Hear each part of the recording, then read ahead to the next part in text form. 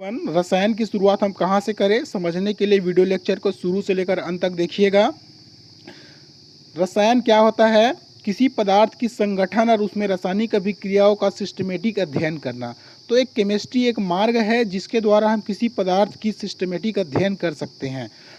हमारे प्रकृति में डिफरेंट प्रकार के केमिकल रिएक्शंस होते हैं और डिफरेंट प्रकार के सब्सटेंस पाए जाते हैं। फॉर एग्जांपल, जब लकड़ी जलती है तो उससे हमें एस और उससे जो प्रोड्यूस होता है उसे हीट और एनर्जी कहा जाता है। तो इस प्रकार से लकड़ी में भी रासायनिक अभिक्रिया हो रही है।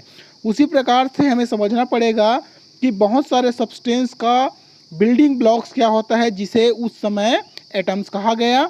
अब एटम्स क्या होता है? बहुत छोटे छोटे जो पार्टिकल, स्मॉल टिनी पार्टिकल आपस में मिलकर एटम का निर्माण करते हैं, जिसे क्या कहा गया? एटम कहा गया। किसके द्वारा कहा गया? डाल्टन के द्वारा कहा गया। और ये कहा गया कि ये अविभाज्य होता है। थॉमसन ने कहा कि बहुत सारे एटम्स आपस में मिलकर मैटर का निर्माण करते हैं जो विभाज्य होता है। किसमें? इलेक्ट्रॉन, प्रोटॉन और न्यूट्रॉन में। इस प्रकार से एक नया टर्म का ओरिजिन हुआ जिसे कहा जाता है मैटर। मैटर को केमिकल सब्सटेंस के आधार पर दो भागों में डिवाइड किया गया है, प्योर सब्सटेंस और दूसरा होता है मिक्स्ड सब्सटेंस। प्योर सब्सटेंस जिसमें एक ही प्रकार का पार्टिकल हो, मिक्स्ड सब्सटेंस मीन्स जिसमें दो या दो से अधिक प्रकार का पार्टिकल हो। जब दो समान हो तो होमोजीनियस और असमान हो तो हिट्रोजीनियस कहा जाता है। प्योर सब्सटेंस में बेसिकली फोकस करेंगे एलिमेंट्स में, क्योंकि अभी तक आवर्त सारणी में 118 एलिमेंट्स का डिस्कवर किया जा चुका है, जिसमें मेटल, नॉन मेटल, मेटेलॉइड और नोबल गैसेस के बारे में हम लोग पढ़ते हैं। ठीक है, पीरियोडिक टेबल में आप लोगों को दिखाई दे रहा होगा। पीरियोडिक टेबल में 118 एलिमेंट्स है, जिसमें से 83 मेटल होता है, 7 मेटेलॉइड होता है, 22 नॉन मेटल होता है और 6 नोबल गैसेस पाया जाता है। आपको पता है कि प्रकृति में 92 नेचुरल एलिमेंट होता है, बाकी जो एलिमेंट होता है वो आर्टिफिशियल होता है। पहला आर्टिफिशियल एलिमेंट्स टेक्टेनियम को कहा जाता है।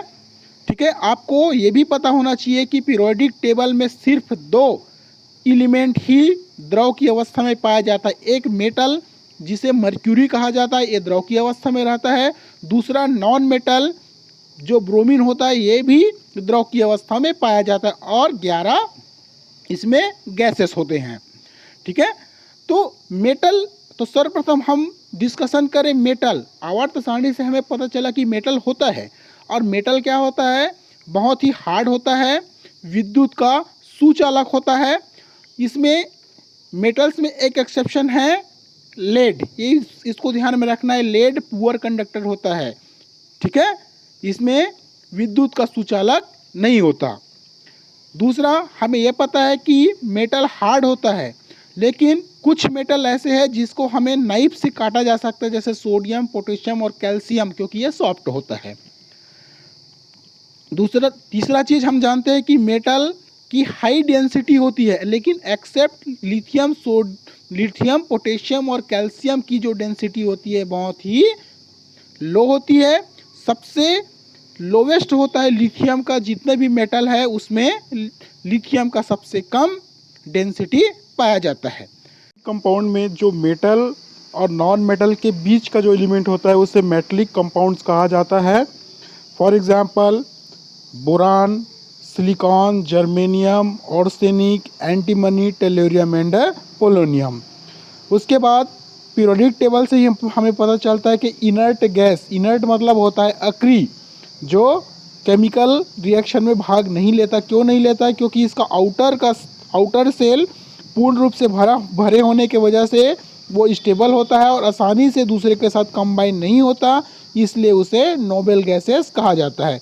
तो मैंने आप लोगों को एक आउटलाइन बताया कि कैसे पीरियोडिक टेबल से हम मेटल, मेटेलॉइड और नॉन मेटल और नोबल गैस के बारे में जर्नल स्टडी करते हैं, जो हमारी केमिस्ट्री का शुरुआत है। अब इसी में यदि हम देखें कि कैसे उसके वैलेंसी को लिखे, क्या उसके केमिकल कंपाउंड का नाम कैसे लिखे, तो उसके लिए हम देखें वैलेंसी। सिंपल से एक एग्जांपल लिए गए यहाँ पर NaCl का। NaCl हमें पता है कि ये सोडियम और एक है क्लोरीन। सोडियम क्या है हमारा? एल्केलाई मेटल है जो एक इलेक्ट्रॉन को आसानी से दे सकता है, छोड़ सकता है, ठीक है, इसलिए उसका ऑक्सीडेशन का स्टेट +1 है। क्लोरीन अपना स्टक पूर्ण करने के लिए एक इलेक्ट्रॉन को क्या करता है, ग्रहण करता है। इस प्रकार से हम ऐसे लिख सकते हैं, सोडियम में +1 चार्ज है, क्लोरीन में -1 चार्ज है। अब हमें क्या करना है, इसकी फॉर्मूला को लिखना है, किसके आधार पर, वैलेंसी के आधार पर। तो ध्यान से समझिएगा। अब क्लोरीन और सोडियम के जो चार्ज है उसको एक दूसरे के अपोजिट लिखना होता है, जिससे पता चलता है कि Na1 और Cl1, इसका मतलब सोडियम में 1 है और क्लोरीन में भी 1 है। इस प्रकार से हम इसको फॉर्मूला के रूप में लिख सकते हैं। दूसरा, कैल्शियम एल्केलाइन अर्थ मेटल है, जिसमें +2 चार्ज होता है, क्योंकि इसका आउटर शेल में +2 होता है। क्लोरीन में 1 इलेक्ट्रॉन की आवश्यकता होती है, इसलिए माइनस। तो इस प्रकार से हम क्या कर रहे हैं, इसको जो क्लोरीन के चार्ज को कैल्शियम में और कैल्शियम के चार्ज को क्लोरीन में लिखेंगे तो हमें कैल्शियम क्लोराइड प्राप्त होता है। दूसरा चीज़, एल्युमिनियम का देखें तो एल्युमिनियम में क्या होता है, 3+, ऑक्सीजन में कितना होता है, 2-। अब इसलिए यहाँ पर हम क्या कर रहे हैं, Al2O3, जो एक दूसरे के क्या है, अपोजिट है, ठीक है। और जब सेम चार्ज वाला हो तो उसमें सेम चार्ज वाले को लिखने की आवश्यकता नहीं होती, इसको एक साथ जिंक ऑक्साइड के रूप में लिखा जाता है, ठीक है। तो आई होप ये समझ में आया होगा कैसे कंपाउंड को नेमिंग करें। मान लीजिए हम मेटल के लिए देख रहे हैं, किसी मेटल के साथ ऑक्सीजन जुड़ा हुआ है तो उसको मेटलिक ऑक्साइड कहा जाता है। वही चीज़ जब नॉन मेटल ऑक्सीजन के साथ जुड़ता है तो वो डाइऑक्साइड के रूप में फॉर्मेशन करता है, जिसे कहा जाता है नॉन मेटलिक ऑक्साइड, ठीक है। तीसरा हम देखें, जब मेटल के साथ क्लोरीन जुड़ा हो तो क्लोराइड का फॉर्मेशन होता है, जैसे जिंक क्लोरीन के साथ जुड़कर जिंक क्लोराइड, क्लोरीन से क्लोराइड में कन्वर्जन हो जाता है।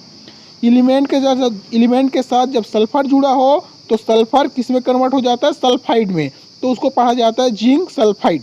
तो ये एक बेसिक नॉलेज है जिसके आधार पर सर्वप्रथम हमें कैसे केमिस्ट्री को समझना है। तो ये वीडियो आप लोगों को बेसिक केमिस्ट्री को समझने में, स्टार्टिंग शुरुआत करने में आप लोगों को बहुत ही हेल्पफुल करेगा, ठीक है।